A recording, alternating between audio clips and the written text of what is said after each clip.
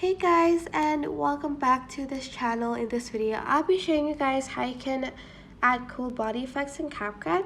So go to effects and go to body effects, and here you can choose from trending, body, headwear, surroundings, decorations, hands, emotions, and image.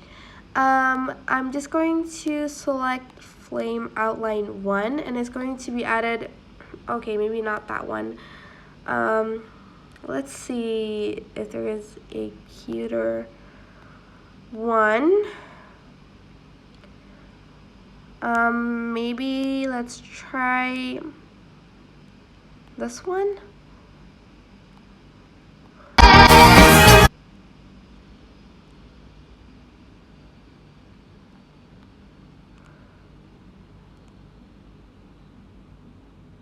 Okay, it's not very